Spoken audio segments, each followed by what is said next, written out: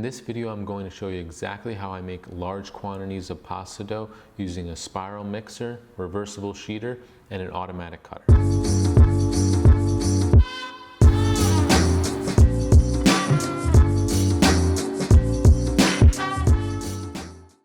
This dough is exactly like our classic egg dough from Bologna, although this dough uses 50% 00 flour, 50% fine semolina rimacinata, and only 52% whole eggs. So in simple terms, to make up my 100 grams of flour mixture, I use 50 grams of 00 flour and 50 grams of fine semolina rimacinata. And lastly, 52 grams of whole eggs. This dough is great for making pasta with large machinery, as the dough needs to be dry enough to pass through all the metal and plastic pieces of the machine. Just adding flour to the surface of the dough while it's rolling through the rollers doesn't always cut it. You do need a drier dough to properly roll the pasta without it sticking to the parts of the machine. This dough is strong and tougher to roll by hand due to the lower hydration compared to our 61% egg dough. But these characteristics do allow you to roll large quantities of pasta using large format machinery. Let's get started. Start by adding your eggs to the mixer. I like to blend these beforehand. This way the eggs are already homogeneous and easier to incorporate into the flour. Turn the mixer on the low setting and add the flour. Let's mix this for 3 to 5 minutes.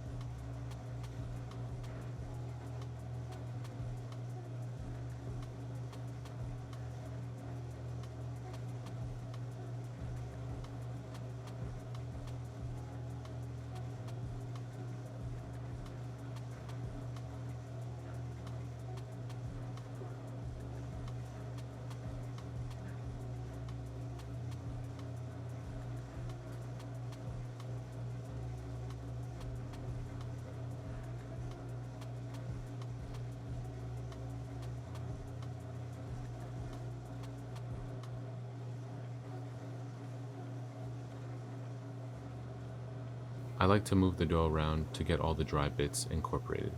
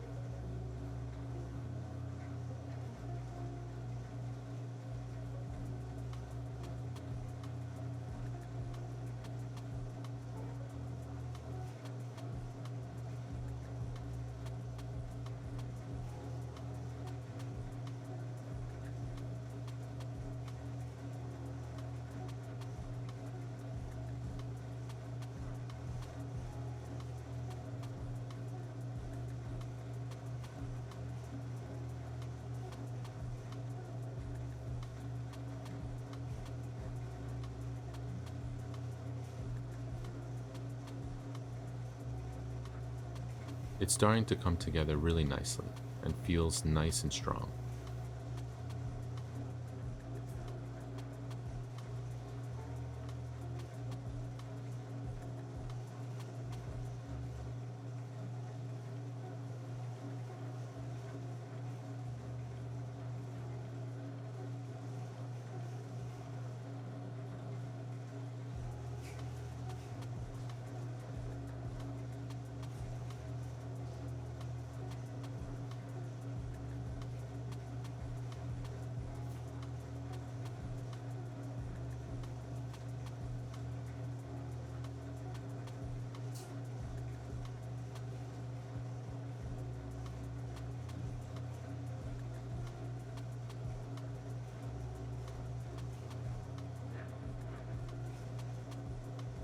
So check it out, it's nicely hydrated, strong, and a bit rough, but will come together after it rests.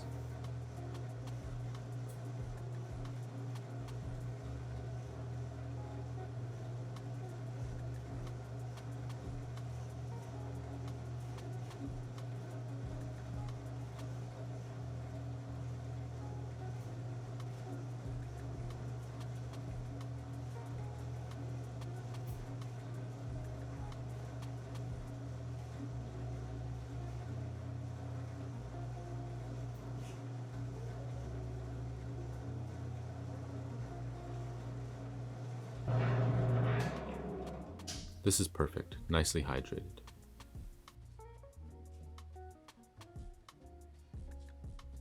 Now transfer it to a large food-safe plastic bag to continue to hydrate and rest.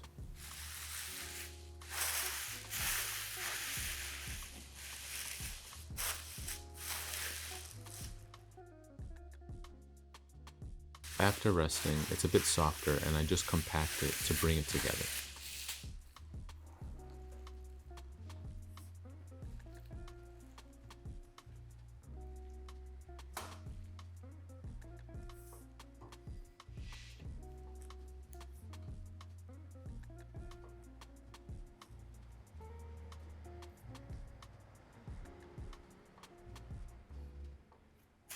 Wrap it up and let it rest again.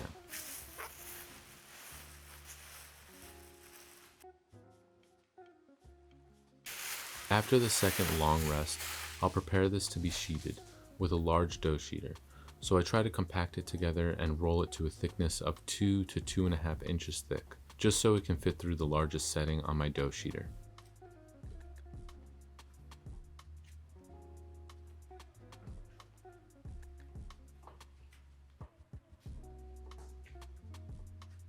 I try to keep a rectangular shape while I'm compacting the dough, as the final sheet will ultimately be a rectangle.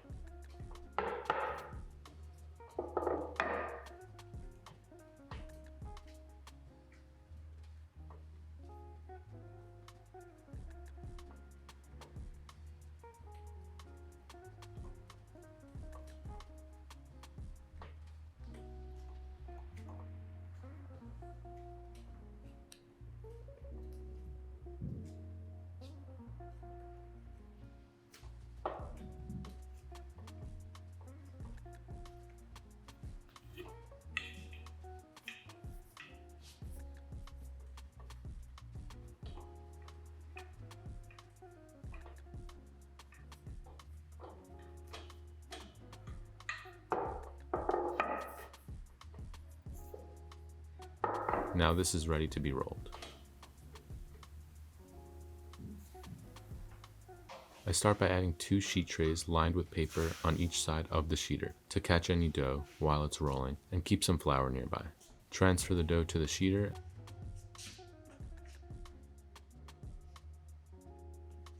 and dust with some flour.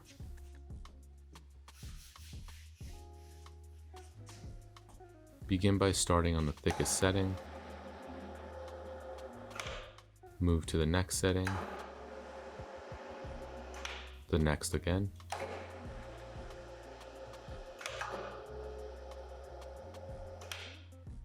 Remember, we want to keep a rectangular shape, so try stretching the edges to maintain that shape. Next setting.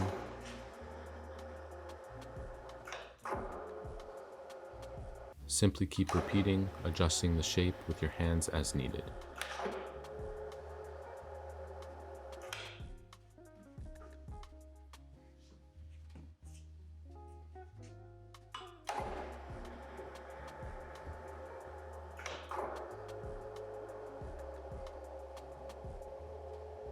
Give it a flip and dust with some flour. We are about half the thickness that we started with. Next setting.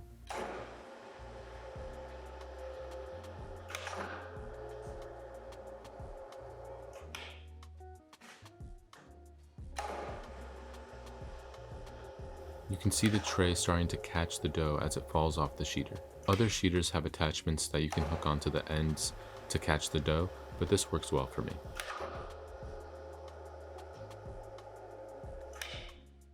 Next setting. Now we are at the point where the dough will start to pile on top of itself as it falls off the sheeter. Just make sure there is enough flour on the surface so the dough doesn't stick together. Next setting. I like to put some tension on the sheet as it passes through the rollers. This way there are no air pockets underneath the sheet, which can cause the sheet to tear as it passes through the rollers.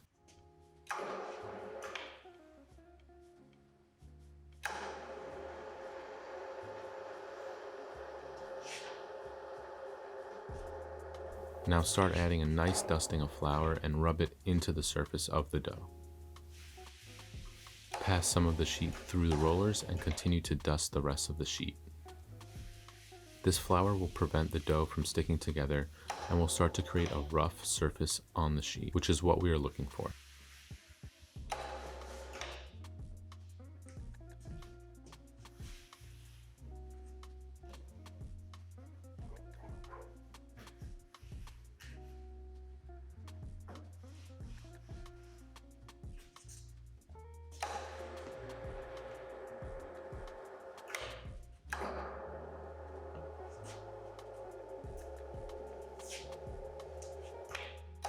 Here I am adjusting an overlapped piece of dough before it passes through the rollers.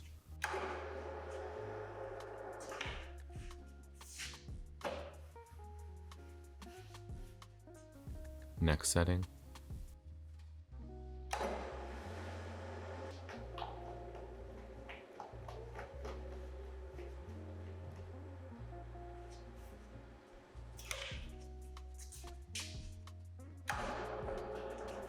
Again, keep some tension as it passes through the rollers to prevent any air gaps which can tear the dough.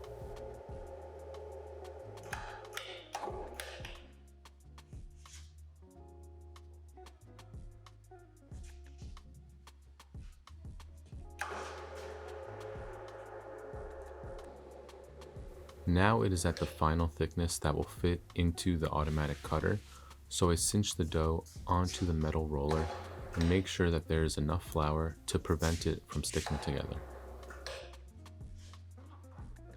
Flour, run the sheet through, check on the edges and repeat until all of the dough is rolled onto the metal roller.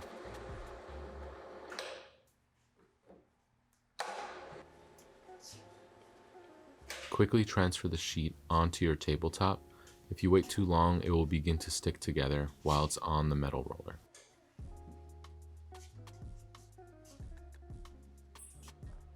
This looks great. So I have two layers here that are 93 inches long by 18 inches wide. Now I'm going to make sheets about 7 inches wide to fit this dowel. So I keep folding the dough onto itself so it's easier to cut into consistent 7-inch sheets.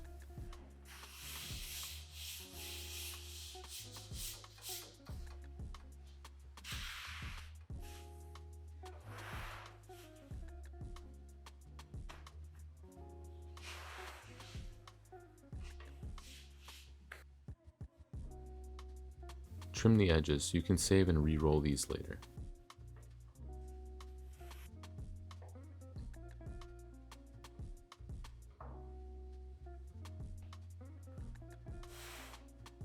So I have all this dough lined up nicely and not sticking together, which is what I am looking for. Cut the dough down the center to fit the dowel.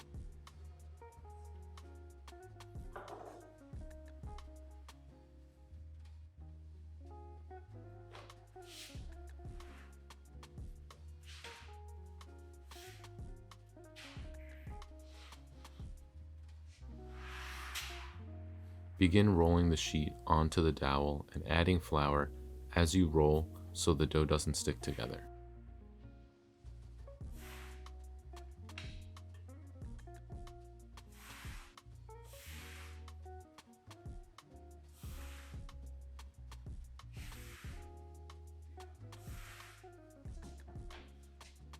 I cut the first couple of inches like this so it feeds into the machine nicely.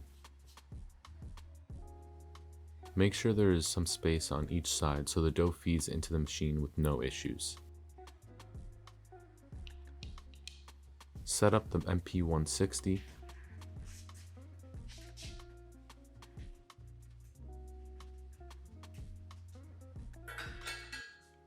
Add the pasta.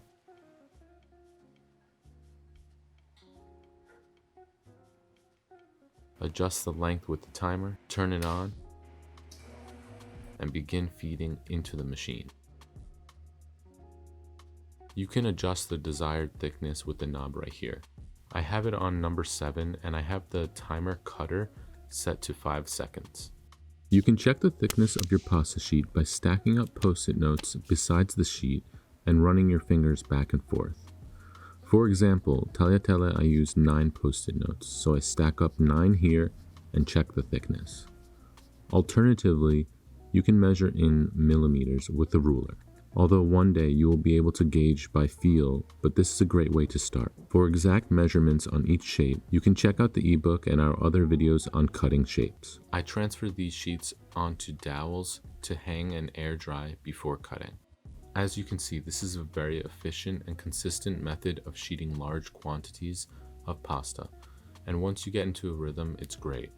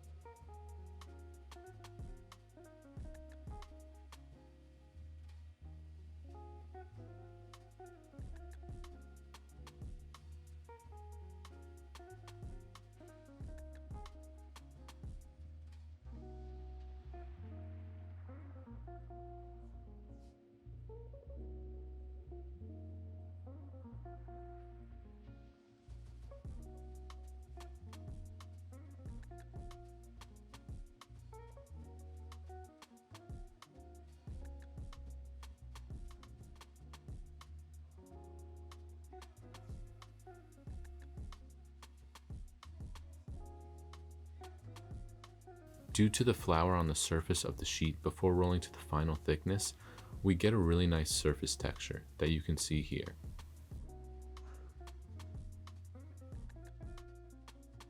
Now these can air dry before cutting.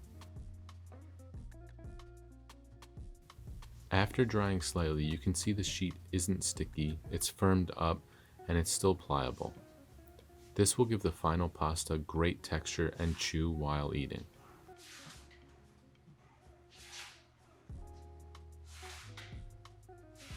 Now these are ready to go. They can be cut by hand or run through a cutter attachment.